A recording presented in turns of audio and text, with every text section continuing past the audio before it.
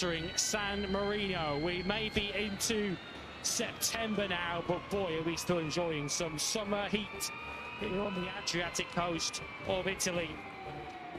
With a Tissot sprint to come later on, which could see Marc Marquez ensure that he has a match point available to him next time out at the Japanese Grand Prix. Of course, we initially thought we might be arriving here with Marc Marquez having an opportunity to wrap up the title, but Alex Marquez kept him waiting with victory 6 days ago in Barcelona. As we arrive at one of Grand Prix Racing's most popular venues, always a pleasure and a privilege to come to this part of Eastern Italy with a healthy crowd already in position.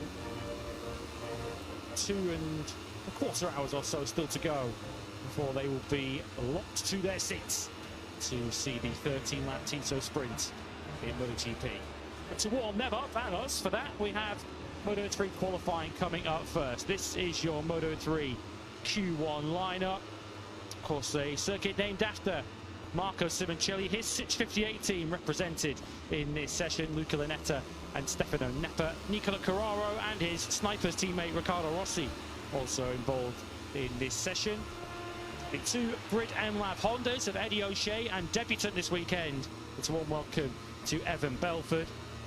The Dempsey Racing Boe teammates of Ruche Moodley and Cormac Buchanan. Buchanan has had a crash already today. Marco Soriate for the Level Up MTA squad. RB Adetama for Honda Team Asia, who continues to deputise for the injured Tashakorn Bawazri. Noah Detweiler for CIP. Marcos Ruda, who is a wildcard this weekend for the M-Lab team, but perhaps most significantly, this young man on screen, fifth in the World Championship, Alvaro Carpe, set to battle it out in qualifying one. Watching him do so, Lewis Sotheby and Neil Morrison in the commentary box. Elliot York is in pit lane. And Alvaro Carpe's summer slump seems to be continuing, certainly from the evidence of Friday. Yeah, it certainly does. Was being spoken of as a potential title contender back at Assen just before the summer break, but his form really has fallen away somewhat in the last 4 races. Finished higher than 9th in that time, and he was beset by bad luck yesterday when a technical issue caused him to sit out the majority of practice. He just put 4 laps on the board, so Carpe coming through Q1, not an ideal situation for the young Spaniard. This is Eddie O'Shea, who did put in a pretty strong showing, it has to be said, yesterday afternoon, given they had some technical issues early in free practice 1 to end the day in 17th place. It was around 4/10 of a second away from his fellow Brit Scott Ogden from making his way through to qualifying 2. The poignant and powerful story behind the special one-off helmet design of Eddie O'Shea as he points to it and points to the screen. The bereavement in the family, losing his nan very recently. Eddie O'Shea paying tribute with a beautiful helmet design. Of course, our condolences to the O'Shea family. We'll be looking to do something special in this session to commemorate his grandmother further. See what young Eddie can do after a couple of tricky weekends. Hasn't managed to get out of this session or get into Q2 since the German Grand Prix at the Sachsenring back before the summer break. You can see plenty of fans in attendance here. Get this Moto3 session underway. The bank up on the inside of turn number 8, which is though it is standing only for the most part. Coming over from the media centre just before the Moto E race 1 was absolutely grand. So great to see, as usual, that there is a really healthy attendance here at the Misano World Circuit. Always so much attention for local riders, and after seeing MotoGP qualifying earlier today, that might well just put a few extra thousand Italians on the grid today. Yeah, any who weren't already here might be making his way quickly in this direction. Well, as mentioned, it has been a tricky summer stint for Alvaro Carpe, who has dropped now to 5th in the World Championship and has to go through qualifying 1 here this afternoon. As we watch him leave pit lane, let's hear from his team boss, Nicky Ayo, who joins Elliot in pit lane. Good afternoon to everyone. Nicky, good afternoon to you too. Alvaro had a bike issue yesterday. Just try and explain what happened yesterday in practice. Yeah, there was just an unfortunate mechanical issue that, sometimes happen. And obviously obviously it happened in a little bit that moment, but yeah, this morning the bike was working great, and yeah, trying to get through to with him. How's he feeling ahead of qualifying? He's had a little bit of a slump recently. I think speaking to some of the guys, a few setup changes haven't quite worked, but how's he feeling ahead of qualifying in the race ahead of the flyaway stretch? Obviously, as everyone has seen, it's been, let's say, a little bit more difficult moment lately for him. We all know the talent he has. We are just working towards getting to the same level where we were before, and next step every day. Quickly ahead of Q2 as well, Jose Antonio looks really strong this weekend. Is that how the feeling is inside the box? Yeah, definitely. He's feeling strong, and we've only been working towards the race the whole weekend, just to try to be as strong as possible on that moment in the last lap, especially. So yeah, obviously he wanted to get to qualify well, be there in the mix, and yeah, let's see the weather tomorrow. Not too promising at the moment. Thanks, Nicky. Thanks very much, Elliot. Thanks as well to Nicholas Ayo from the Ayo KTM squad. That is something we've maybe touched on so much so far this weekend, but rain is forecast at some point tomorrow, and Nicholas Ayo certainly cast in a few negative predictions towards what we could potentially face weather-wise. So really something that is thrown into the mix. Once they had rain-affected races here in the past, they've always thrown up some crazy drama. Tomorrow of those instances, but understandable that if it's anyone in the high box is sounding the alarm regarding Alvaro Carpe just yet, but has been a tough weekend. After missing the majority of yesterday's session, he was just a little bit off the pace earlier today at FP2. He was down in 14th, around 8/10 of a second off the quickest time that we saw set in that session. So we shouldn't expect too much from him in qualifying today, but I would certainly be placing my bets on him to progress through Q1.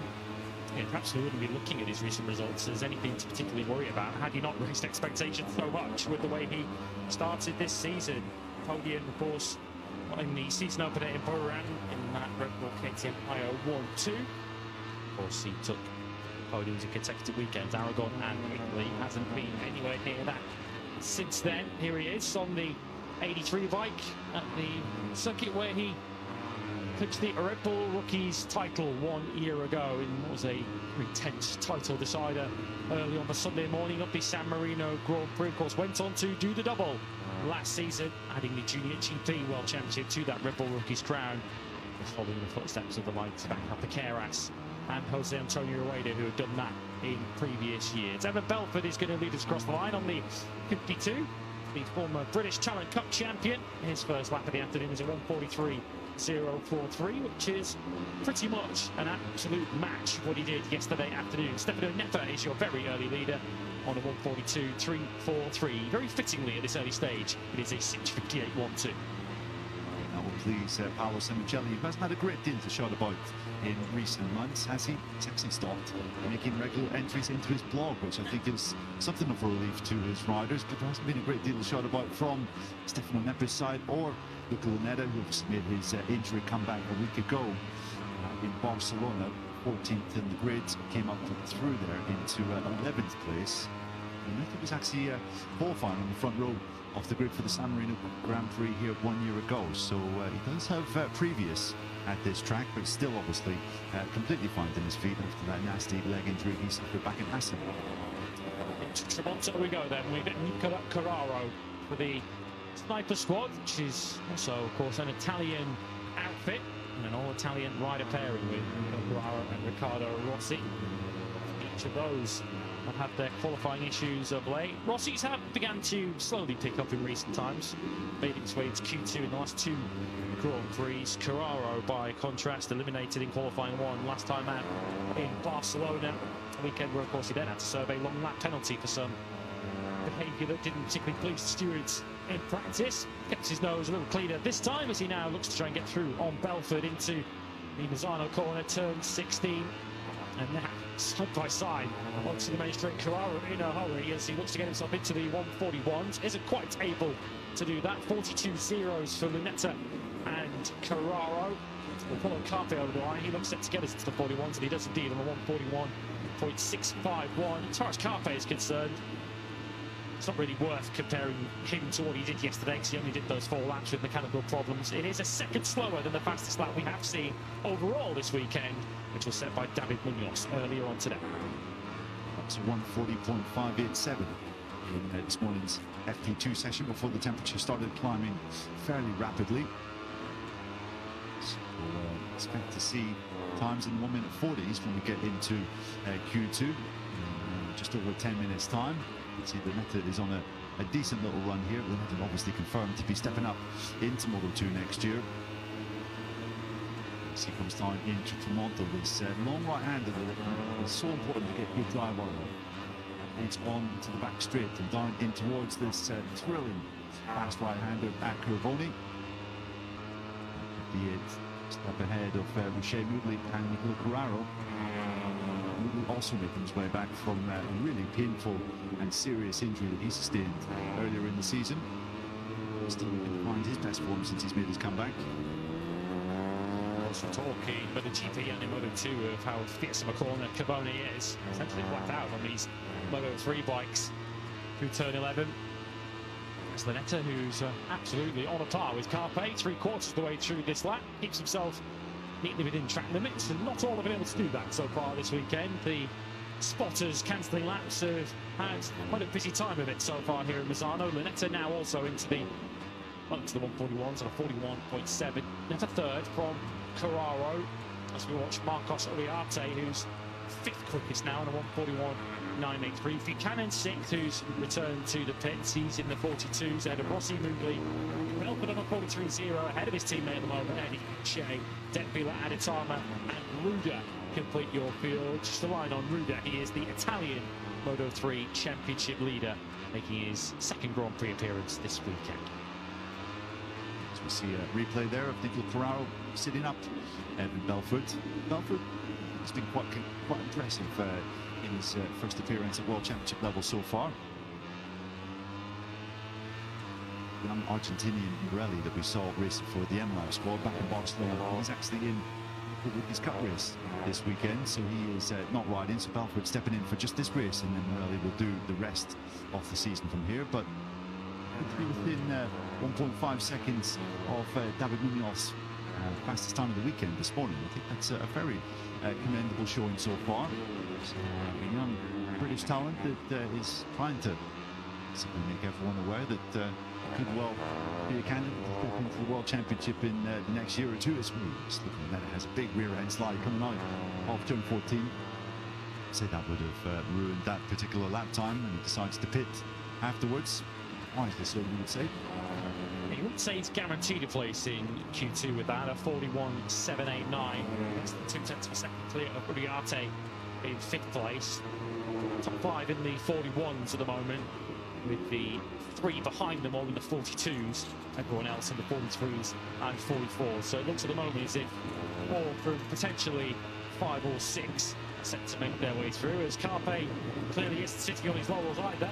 As he now makes his way back out of pit lane. It's a long pit exit here. Takes you right away around the outside of the turn 1 runoff and feeds you back in to the middle of turn 3. Which might not sound particularly relevant, but it will be given the timekeeping of Moto3 squads when we get into qualifying. It's not necessarily always their strongest suit. There is that slide from Lunetta. Just got his rear wheel on the curbs. Too wild or dramatic, but enough to probably ruin a particular lap time that he was on. So we have the usual little lull in proceedings. Still quite a few riders out on track, including pace setter Alvaro Carpe. Still Nepa, the Noah Detpila are tucked into his slipstream. Sounds as though there won't be any space at the end, unfortunately, for Noah in 2026. Don't think he's done quite enough this year to earn the contract for 2026 in Moto3. A shame for the young Swiss rider. Still awaiting confirmation of what exactly some of the other names in this category are doing. The likes of Stefano Nepa. Seems as though he might be looking at an exit from Moto3 in 2026 as well, after a really tough year. Nicola Carraro is still waiting to hear what is going on with the Snipers rider too. mentioned in terms of the air temperature a little bit hotter, but the track temperature really has gone up since the Moto3 riders were last out on track earlier on today. The track temperature officially through our results PDFs was 18 degrees for Moto3 this morning. It was already up into the 30s by the time MotoGP went qualifying around about an hour and a half ago. So the track potentially a little bit greasier in this qualifying session, and Carpe leads Nepa through the turn 1 runoff, so neither will be achieving an awful lot on this current lap. Still 3 minutes 46 to go, so another couple of opportunities. Sneaky Ayo sees the funny side as Carpe grows deliberate ploy to go through the shortcut or not. He hasn't shaken off the 82 of Stefano Nepa, who's after a bit of qualifying assistance if he looks to avoid a 9th consecutive Q1 exit. Was that just him saying, this is what you get for hanging around and following me? Absolutely nothing. Which his team could see the funny side off, so Carpe not really playing ball with the riders behind them in that particular occasion. With these names on their outlaps, really hope we can see something from young Cormac Buchanan in this session, who has been on a really difficult run for rounds now on the points when he hasn't scored any points. There was a crash just off the back of the lead group in Barcelona on a particular weekend when he was really trying his best just to avoid mistakes and not do anything too crazy, but just seems to be indicative of his slump that he's in at the moment, that when he is trying to keep it nice and tidy, he is not able to see the finish line. So Buchanan looking to improve on that form here. As you said, we had a crash earlier today, Lewis, so let's see what he can do in this final 2.5 minutes. He's the most prolific crasher of any rider in any Grand Prix class this season, is the Kiwi. I'm sure you won't thank me for saying that. 26 crashes he's now moved up to with his 4 earlier on in this weekend. Far and away the most in Moto3. Sean Zarco in MotoGP is the next most prolific in terms of finding the gravel traps. Someone has found the gravel trap in the first sector, so we might well see very shortly, because Alvaro Carpe is in that first sector and approaching the yellow flag zone now. And it's Luca Lunetta on the 658 number 58, who's in second place on a 41.789, and the 658 team might be in for something of a nervous wait now. Quite possibly. As we see, it looks as though the front end is just tucked coming through turn 4. Such a standard Moto3 crash.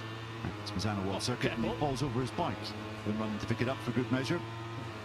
Who's recently broken his leg and just returned to action. Don't be tripping over a 658 Honda whilst trying to recover it from a crash.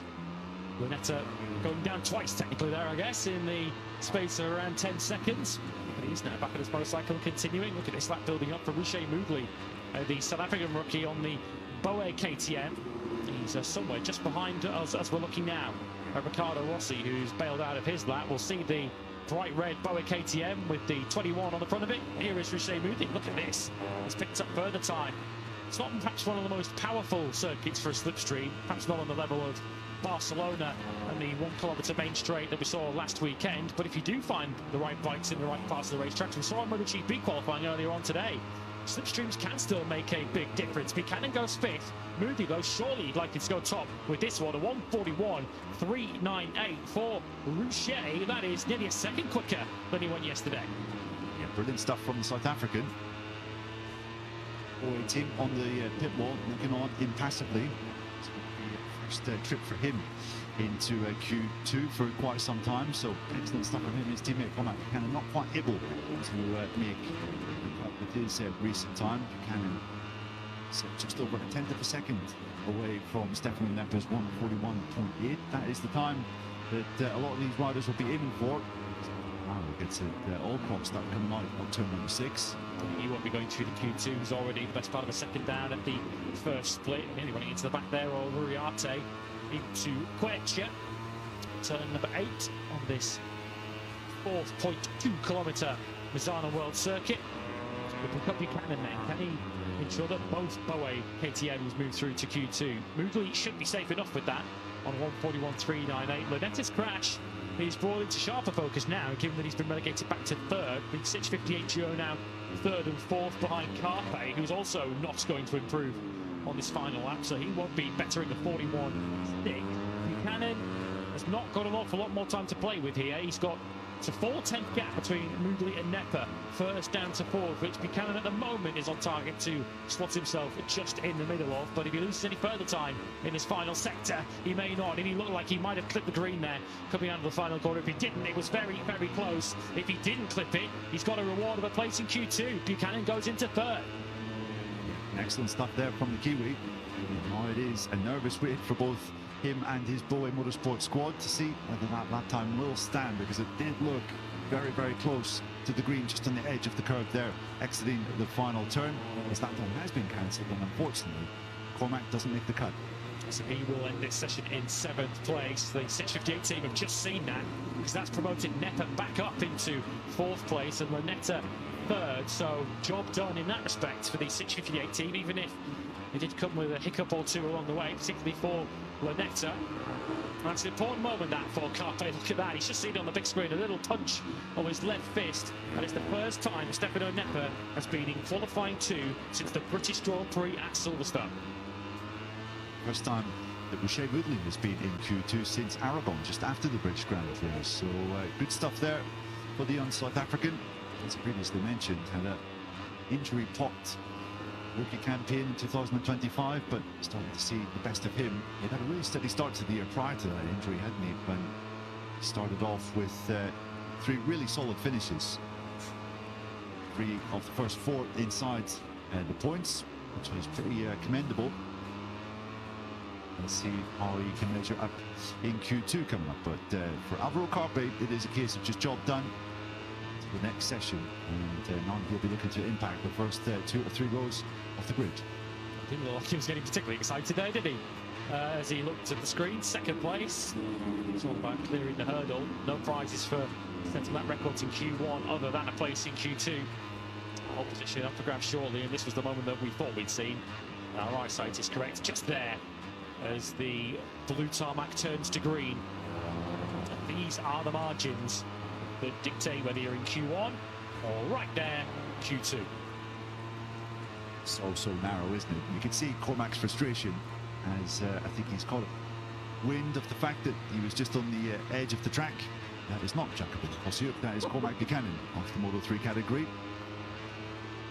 He's waving his finger, but I'm afraid to say you can have no arguments, because the rules, they are the rules. Very, very narrow margins indeed, but unfortunately it's the way it goes sometimes. Yeah, we're talking millimetres, aren't we, really? But ultimately, you've got to draw the line somewhere between on track and off track. Otherwise, it would just be a free-for-all with riders going off onto the runoff to improve their lap times. So it's harsh, very harsh on Cormac Buchanan, whose lap time of a 141.7 would have easily seen him through and dumped Nepper out of the top 4. In the end, it's 658's gain for both riders. Lanetta through anyway, even if he did crash en route. Just having a calming word there from Marco Grana down there at 658. Stefano Nepper, he now gets a pat on the knee. If anyone needed a result like that, it's Stefano. Qualifying has been a miserable experience for him over the last few months. It doesn't look as if this is going to come in time to secure him a place on the Moto3 grid for next season, but it does at least move him through in Q2, where he'll be joined by Boucher Moodley, who topped Q1, Carpe, Lanetta and Nepper moved through from your top 4. Carraro 5th from Uriarte, Buchanan, whose track limits violation cost him dear. Eddie O'Shea 8th, the number 8, ahead of Ricardo Rossi and Evan Belford, Abi Adatama, Noah Detweiler and Marcos Ruder, completing your 13 from Q1.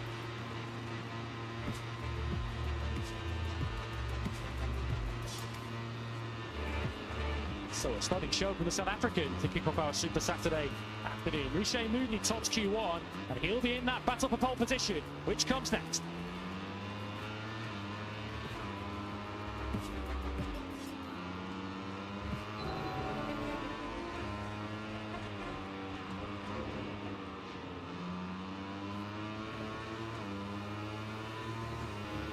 Welcome everyone back to Misano.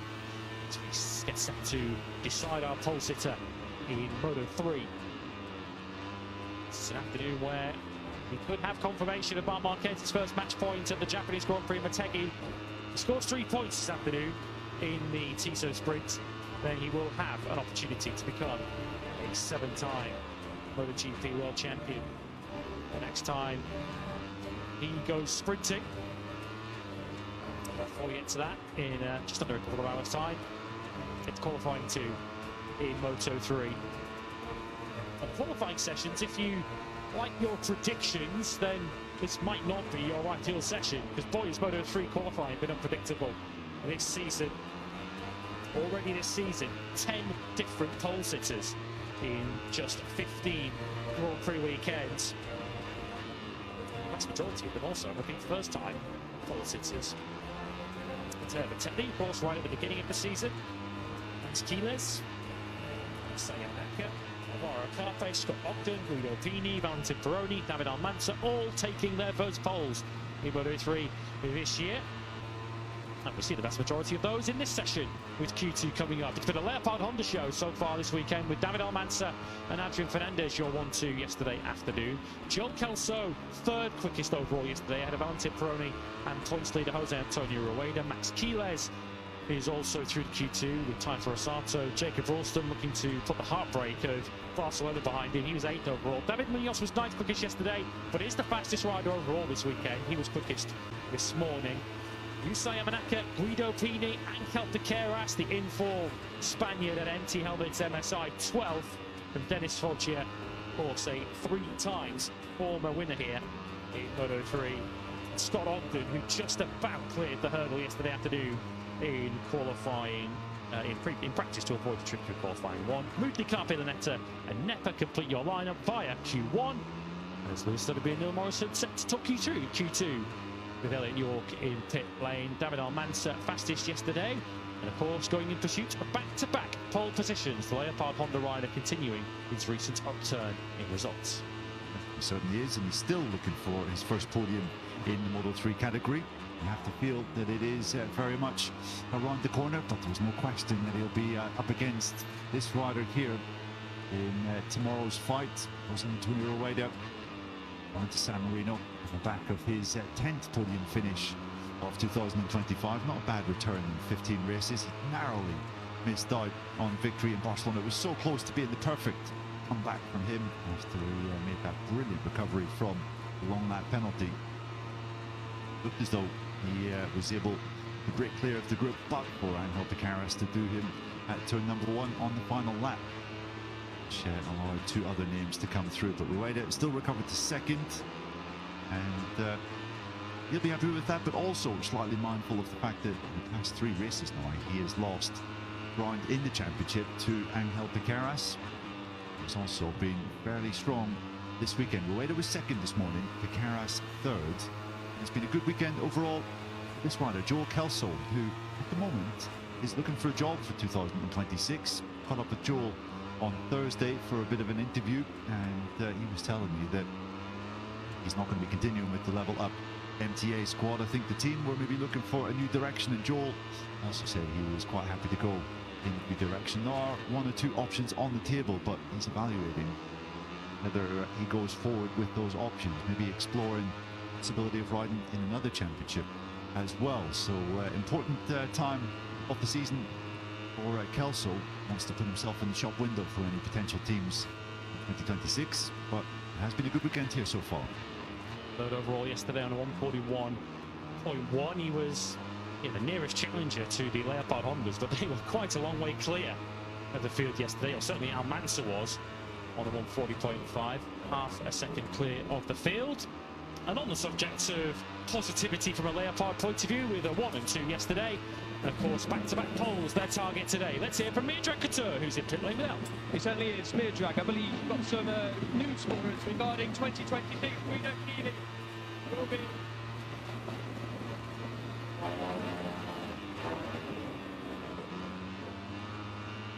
We'll start that again. The bike's just heading out of pit lane. Mirjak, I believe you've got some news for us regarding 2026 Guido Pini, an exciting addition to Leopard. Talk us through the announcement that's just gone out, and how excited are you for Guido to join your ranks?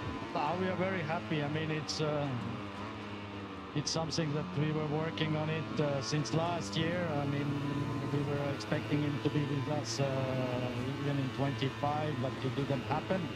So now we are very happy that he decided finally to come with us for 2026. And we will see. I mean, it's a good rider, and it's a good option for us. What is it about Guido that you've liked, even coming through Junior GP? And obviously, he's been impressive as a rookie as well.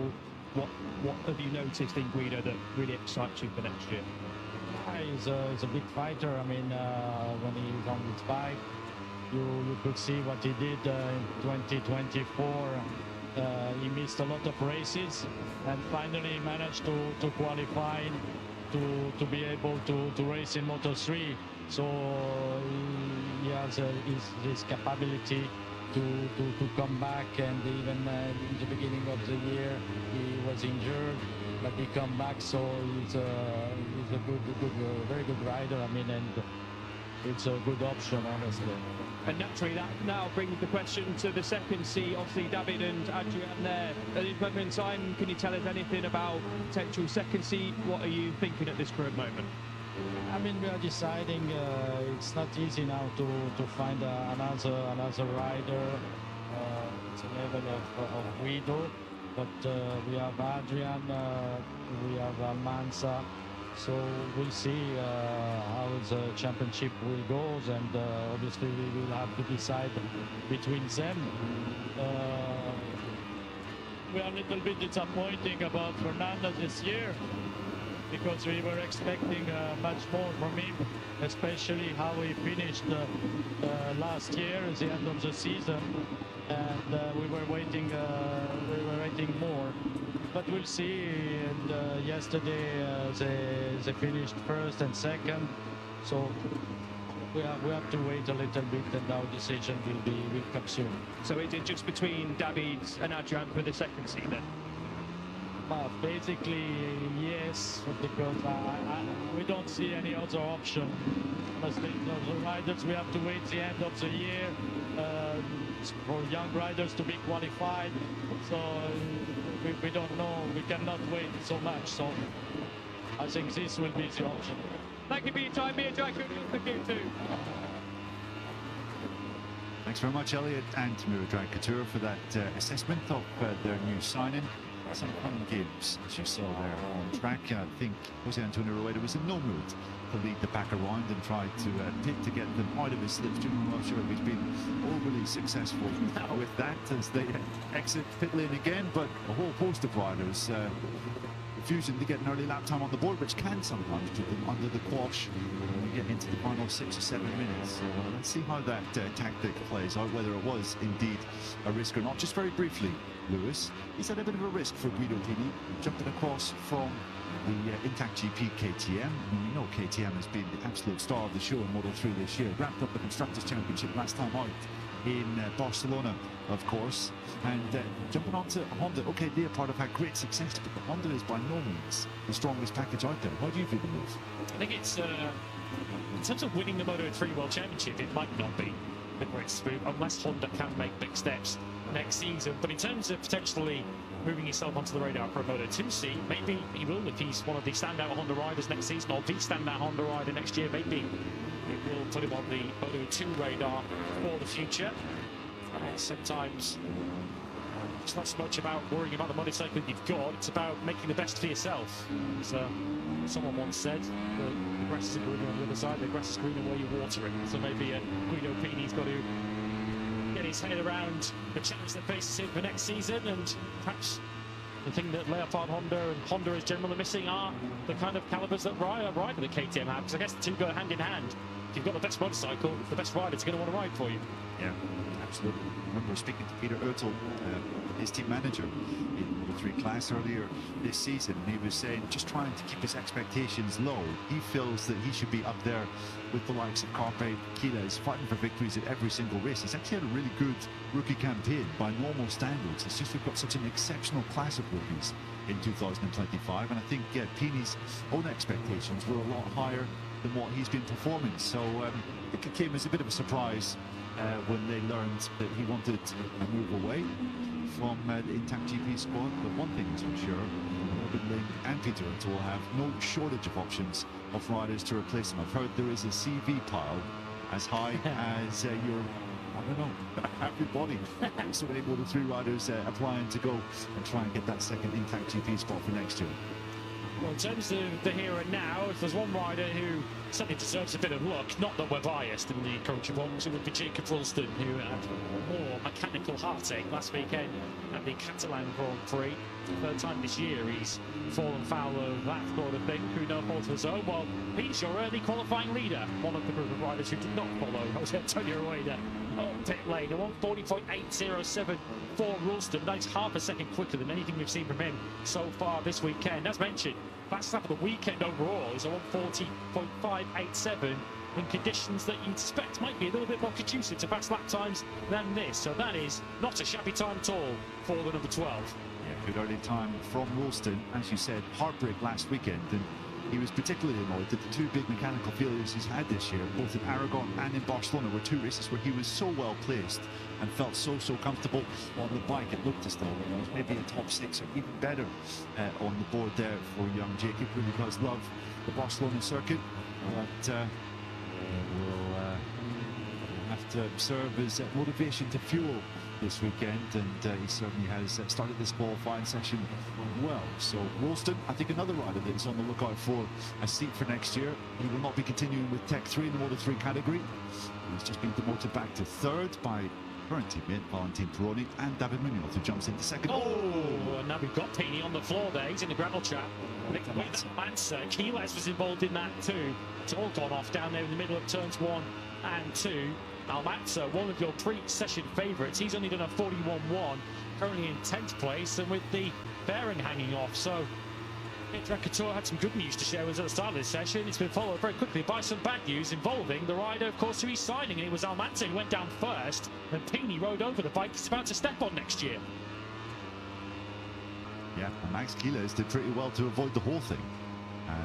He ran off into the gravel, but apart from ideal stuff then from Guido Pini, who performed so well at his previous home race this year as a rookie, but looks as though he'll be staring at a spot potentially on the 5th row of the grid tomorrow if he doesn't get it back to the intact GP box, and he can make some running repairs. Just a fast lap time coming in on this current lap. You can see from the championship leader, Jose Antonio Rueda, David Munoz as well, who has been looking very strong this weekend, with number 64 just behind Rueda. Munoz, who's picked up time in that third sector with a bit of slipstream up ahead from Rueda, who of course had no slipstream up ahead of him. He was continuing to lead that train. He's managed to shake off everybody with the exception of 2 riders right behind him. The problem is one of those might be about to take pole position away from him as Rueda goes wide. Munoz, I think, just about kept it off the green there as you have to rejoin the racetrack from the curves. Rueda on a 40.5. It's a 40.4 though for David Munoz. He set the fastest lap of the weekend earlier on today, and he's just beaten him. Excellent stuff from Munoz. Fastest time of the weekend so far for the number 64. Will be smarting somewhat from his 8th place finish still in Barcelona 6 days ago, I should say. First time that he was off the podium since the Italian Grand Prix at Mugello all the way back in June. It's been a fairly quiet session so far for Angel Piqueras, form rider in Moto3 in the past couple of weeks. Just looking at some of the times from FP2 earlier, Lewis, while we have a brief moment. Rueda, after 18 laps in his race run this morning, was doing a 1:40.8, which was very competitive. The likes of Piqueras, Keyless, Kelso and Peroni were doing mid-1 minute 41s. So Rueda had maybe a second in hand on really used tyres with the rest of the field, which has been the case on a couple of occasions already this season. A ref to point one example. Bruno, he was far and away clear of the field. Had a long way through that Grand Prix, wasn't he? Didn't need a late charge to take that victory. Rueda potentially plotting another breakaway mission tomorrow in the San Marino Grand Prix, and trying to reverse a little bit of momentum that's behind Piqueras now in the World Championship. 3 consecutive Grand Prix now that we've seen Piqueras chip away at Rueda's championship lead, which is now 64 points, with still 7 Grand Prix to go. Once again, Rueda, if you go out to that blue time, like, it's fine, because the school of thought is that it's slower out there. Rueda does improve his time, but stays in second place. Yamanaka at the back of this trio, which are now your 3 front row qualifiers as it stands. Yamanaka third, behind Rueda second, and Munoz still holding on to that provisional pole position. It's Rueda's fastest lap time of the weekend so far. That's just put him up into second position. So good stuff. This from the championship leader. They tend to have David Munoz just behind him. He's slightly wary of Max Quiles now, who is just behind, coming out of turn number 6. Picaras is a rider that really needs to make these last 4 minutes work. He, of course, won his first Grand Prix here so spectacularly in the first GP that we had here 1 year ago. He served that double long lap penalty and still came through, caught the lead group with, what, 2 laps to spare, and managed to get through all of them, including eventual championship winner David Munoz on the final lap. One of the great Moto3 performances of recent years, I think we can call it, as we have a replay of Almanza's crash, which took out Pini. Unfortunately, it caused Max Quiles a little bit of grief as well. Pini is back in the box, we understand, but we're awaiting the return of Almanza, who isn't shown on our time screens as being in the pits at the moment, to follow Rueda. He looks like he's doing this entire session on one set of tyres here, just continuing to do his own thing and not worry about any of the fun and games going on elsewhere. Pini, we understand from Elliott in pit lane, is now making his way back out, so he will have one more shot at this. Needs it at the moment because he's currently down in 15th place. Quiles onto the green in the back of the picture. He certainly won't be improving. And nor is Rueda. A 40.6 for him. He stays in second place. He's just doing these lap times for fun, isn't he? In the mid 1 minute 40s. Here's Rueda. Kind of taking a different approach to qualifying. It's more a mini long run that he's doing. He's right in his rhythm as it stands. You can see that Max Quiles needs to refine his approach out of turn 16 somewhat. He was having all kinds of issues keeping it within track limits yesterday, wasn't he, Lewis? I think it was in the practice session, not for the first time this year. Quiles a bit wild, but he is in the zone here, coming through split number 1. That's first sectors for Rueda, for Peroni and for Jacob Ralston, who's currently set to qualify 5th. That would equal the best qualifying of his Grand Prix career, but he's not interested in equaling it, he's interested in bettering it. And at the moment, he's on course to potentially do that. Rueda picks up more time in the second sector, but as you saw on the track map a moment ago, it's this sector where Rueda is losing his time. David Munoz is just sat watching. I think you might want to go on your bike, David. There's 2 minutes to go. Session over for the current pole sitter. He's watching us on the video pass by the looks of it, on the phone just been handed in front of his face. Is there an issue with his bike? I'm not sure what is going on. I'm not sure if, Elliot, you can see what's happening with David Munoz's machine, but by no means is this an ideal situation for him. No, he is not running again in this qualifying session, or if he does, it will only be for a practice start. Look at Peroni once again, picking up time in the third sector. We'll follow Rueda over the line first. He's just coming into the final corner now, turn 16. So many Moto3 races are decided right here. And Jose Antonio Rueda. Just hold on to those 400 of a second. The answer is just yes. 2,000 ahead of Munoz, who's in no position to respond. Ralston goes to second behind his teammate Peroni. It's a Tech 3-1-2 now. A Tech 3-1-3, and it's an Australian 2-3 because Joel Kelso splits the 2 Tech 3 riders by going into second. So brilliant stuff from Peroni, Kelso and Ralston to occupy the provisional front row. Elliot, down to you. What's going on with David Munoz? Hard to tell, really. They were changing something on the front end, and they were just really slow to get Munoz out. Munoz was really impatient, trying to get out as quick as possible. He's just headed out now. You can probably hear it at the back of your headsets there, but there's no time to get a lap time, so he's got no time to respond. It's not going to be a front row start for Munoz, unfortunately. Yeah. Well, his chances are gone, aren't they? He's not going to get another flying lap in this session. It's been such an impressive session for Jacob Ralston, on course for his first ever front row start at World Championship level, but it is not done yet because Jose Antonio Rueda is on another fast one. Yeah, Rueda, who has put in a really impressive stint here on the same set of tyres he started the session with. So even though he's not on the front row of the grid at the moment, it's been quite an impressive session actually, because he's doing all this all on his own. Who else is going quickly? Quiles is on a personal best. He needs to try and lift himself up the order at the moment. He's back in 8th. Who else should we be really keeping an eye on? Adrian Fernandez on the Leopard Honda, right up behind Quiles. He could potentially get himself on the front 2 rows with this. Yeah, as we look back at him from, I think this is Max Quiles' machine, coming through the final double left. Adrian Fernandez just behind him. Oh, and Quiles has a massive moment coming in to turn 16. That will do it for him. It'll be it at best on the grid for the number 28, but let's see what Fernandez can do. Across the line he goes, up onto the second row in 6th place, so 40.5 for him. Of course, Almanza with no opportunity to improve after his earlier crash. He's now back to 13th place. Pini did get back out to do the final lap but it's only put him in 16th place. If we have another look here at this big moment for Quiles, just as he begins to, he was trying to scrub off speed. The rear tyre almost overtook him on the way into turn 16, so Quiles has to make his way through from 9th on the grid tomorrow. But if you're an Australian or you're a representative Tech 3, you'll be pretty happy with your day. Jacob Ralston on the front row of the grid for the first time in his career. Joel Kelso secures back-to-back front row starts, having waited all the way from Le Mans for a front row start. But the celebrations and the joy one can find at Tech 3 because Valentin Peroni has his second pole position of 2025. Let's get some thoughts now from Alessandro Tanucci with Joel Kelso starting second. Alessandro's with us. Alessandro, top job again from Joel. He seems to have found that form that he had at the beginning of the season. What can you tell us about that? I'm really happy because we're coming back. Okay, the last race, during the race, the fighting was difficult, but now we are consistent in coming back at the beginning of the season, and let's hope that also tomorrow for the race we can fight and try to stay in the podium. Good job. Thank you, mate. Bye. Brilliant stuff from Joel Kelso. Thanks to Alessandro Tanucci for talking to us. And Kelso takes his second place on the grid in succession. What a day for the Aussies it has been so far, with Jacob Ralston taking his first ever front row start. And both riders, well, making no secret of the fact that they're looking for a spot on the Moto3 grid next year outside of their current teams.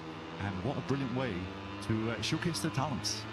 Setting their alarms or potentially staying up very late in Australia tonight, albeit Kelso and Ralston from opposite ends of the country, but it is a double Australian front row for Kelso and Ralston, but they'll both be playing second and third fiddles respectively to an Argentine on the front row, Valentin Peroni, who did say on the eve of this weekend it's one of his favourite circuits. He loves this Misano World Circuit. Marco Simocelli, he won here in the Red Bull Rookies Cup last year, on his way to securing third overall in that particular championship. Peroni on pole for the San Marino Grand Prix. Have to go a long way back, I suspect, for the last time a Moto3 front row had no European riders on it. Yeah, absolutely. I think it has happened maybe in Moto2 this year. Well, certainly we had a non-European podium back at Silverstone, didn't he, with AGS, Alonso, and one more there. We'll figure it out eventually. It will come to us. It will come to us, viewers. Absolutely, but yeah, I remember that being a rarity for sure. We've had non-European front row here. Peroni is making a real habit of this. Diogo Moreira is the other one. Of course, yeah. We had Aussie, a Brazilian, and a Colombian on that particular occasion. Today, it was an Argentinian and two Aussies that are in Parc Ferme. Valentin Peroni, second pole position of the season after his heroics back in Austria. That is now his third front row in the past 4 GPs. He is making a real habit of this.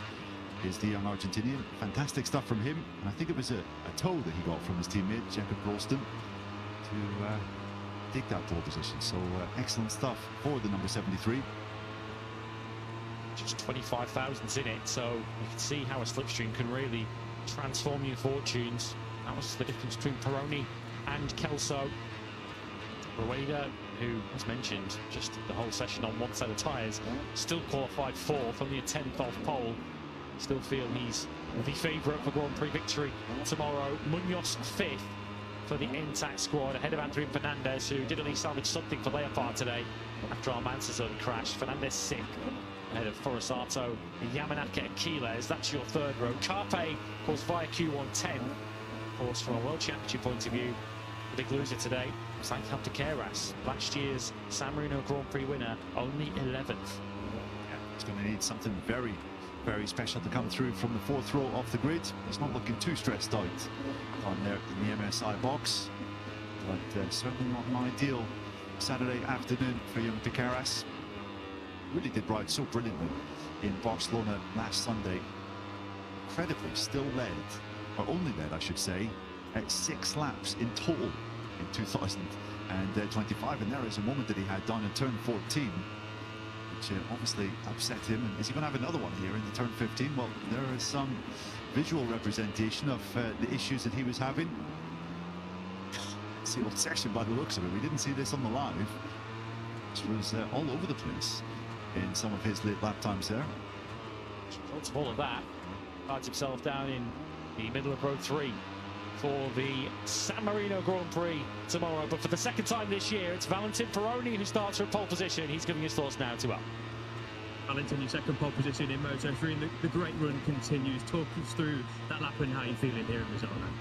From the first lap yesterday in the F1, I felt super good. Yesterday I won the last race of the Rookies Cup last year, so I know it.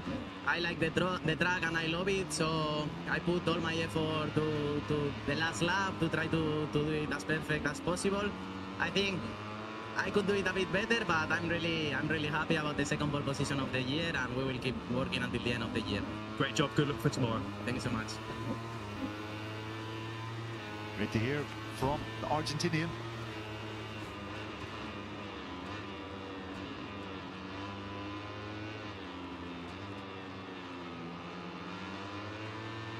Season, you have to imagine that it will be coming before the end of the year.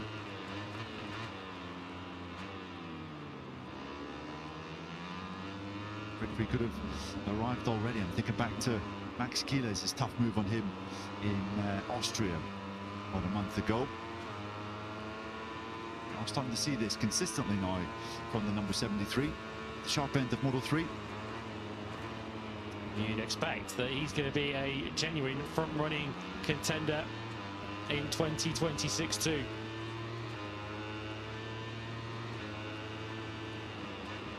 Tension.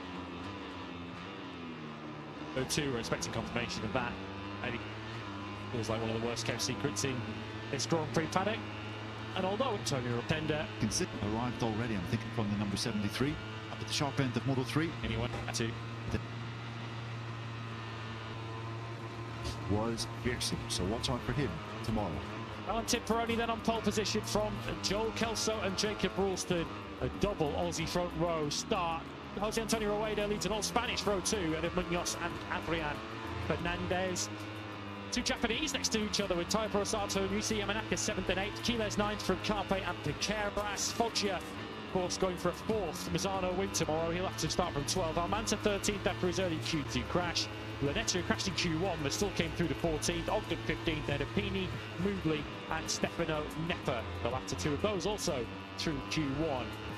Carraro, Uriarte and Buchanan next up from O'Shea, Rossi, Belford, Aditama, Vila and Marcos Ruda. 27 will start the San Marino Grand Prix tomorrow.